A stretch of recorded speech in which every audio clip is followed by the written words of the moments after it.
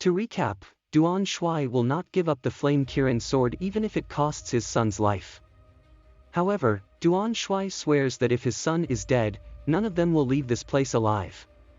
As he said, he is about to strike, but only to hear Bu Jingyun saying his master's name, Xiongba. As soon as this name is announced, both Duan Shui and Nie Renwang are terrified. Duan Shui even gives up the sword immediately.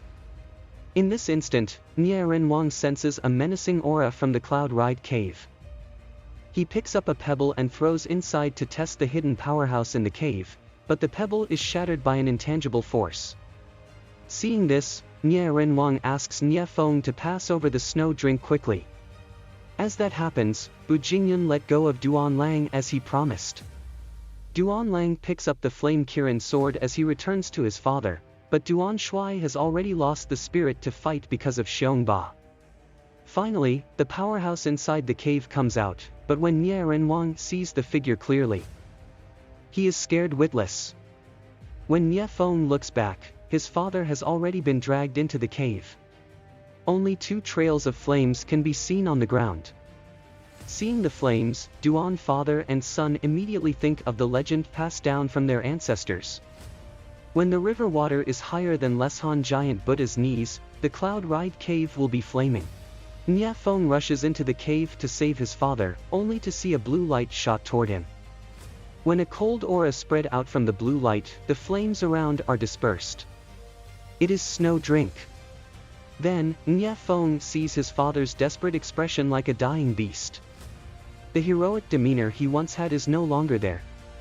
Afterward, Nie Renwang falls to the ground, then he is dragged into the cave by a huge force. Nie Feng wants to help, but his father asks him to leave this place and don't revenge for him.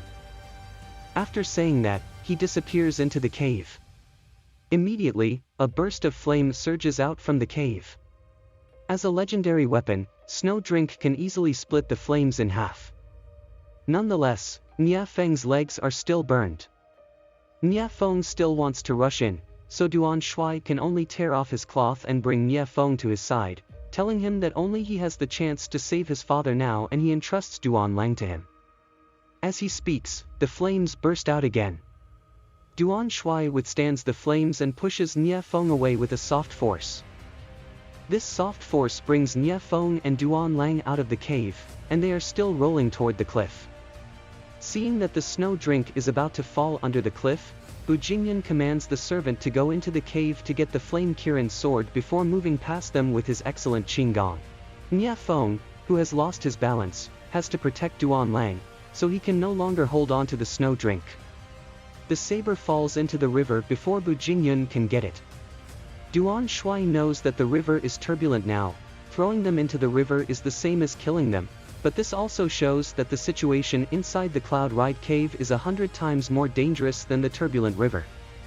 The servant who isn't afraid of death is still hesitating at the cave entrance as if something inside is more fearful than death. Suddenly, a burst of flame shot out and tear the servant into pieces. Then, the next target of the flame is Bu Jingyun. He somersaults and dodges in a split second.